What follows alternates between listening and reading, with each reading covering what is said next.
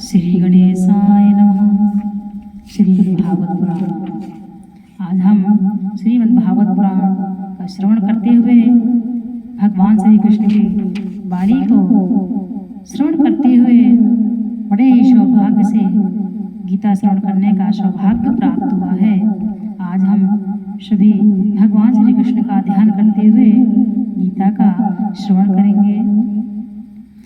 गजाननं भूतिगणादिसेवितं कपित्थजम्बूफलचारुभक्षणम् उमासुतं शोकविनाशकारिकं नमामि विघ्नेश्वरपादं।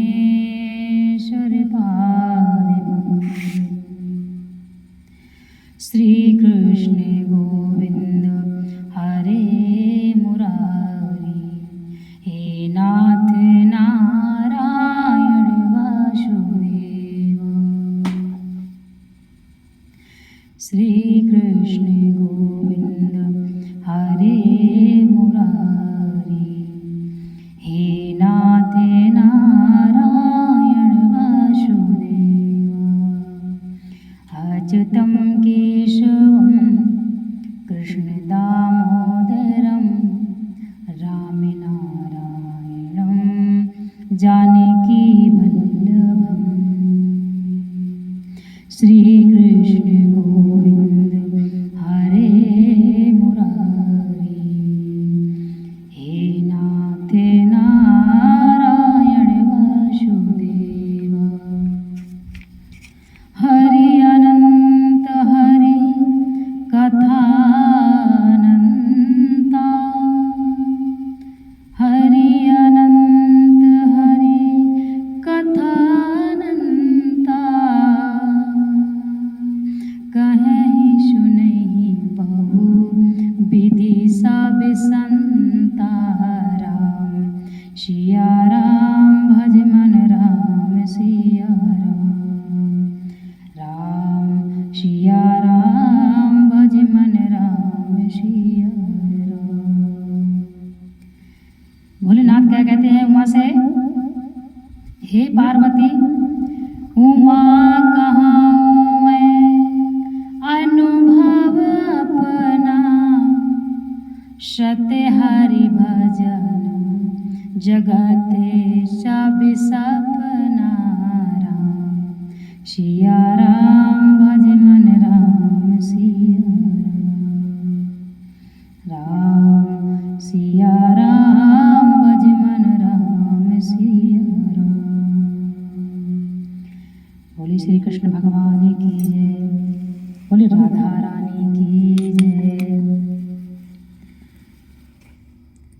और इस प्रकार से आज हम श्रीमद् भागवत पुराण में, श्रीमद् भागवत गीता में पढ़ने वाले हैं। और कछुआ सब ओर से अपने अंगों को जैसे समेट लेता है, वैसे ही यह पुरुष इंद्रियों के विषयों से इंद्रियों को सब प्रकार से हटा लेता है, तब उसकी बुद्धि स्थिर है, ऐसा समझना चाहिए। कछुए की भांति इंद्रियों के विषयों से इंद्रियों को सब प्रकार से हटा लेना क्या है? जिस प्रकार कछुआ अपने समस्त अंगों को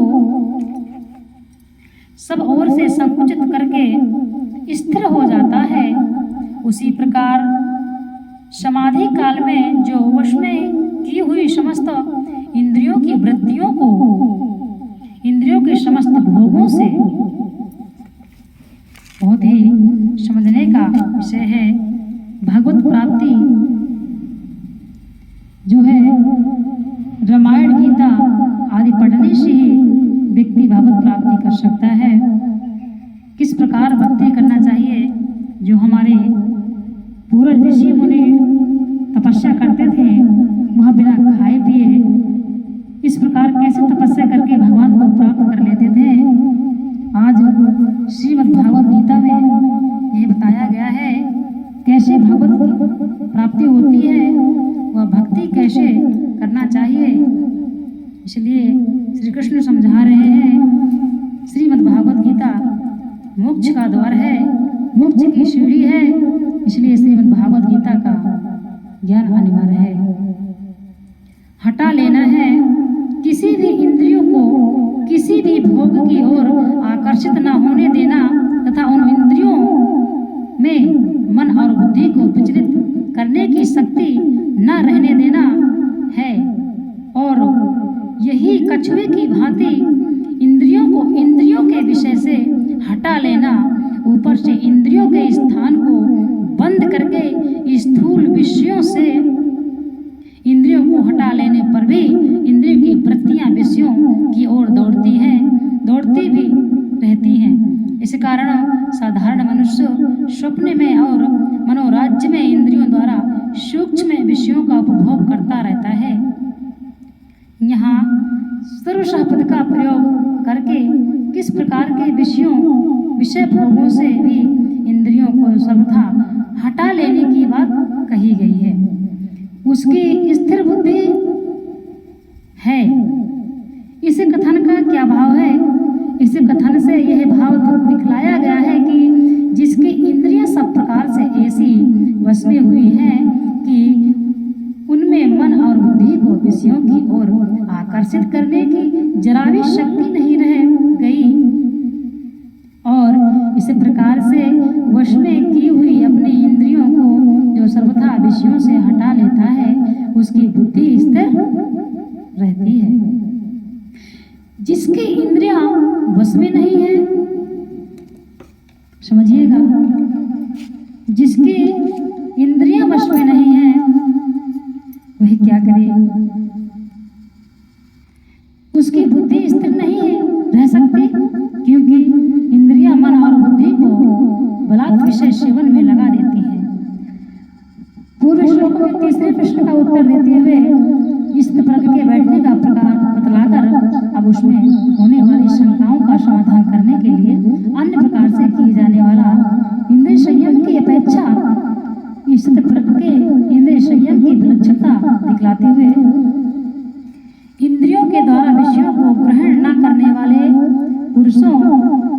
पुरुष के भी केवल विषय तो निवृत्त हो जाते हैं, परंतु उनमें रहने वाली आसक्ति निवृत्ति नहीं होती। इस स्थित प्रज्ञ पुरुष की तो आसक्ति भी परमात्मा का साक्षात्कार करके निवृत्त हो जाती है।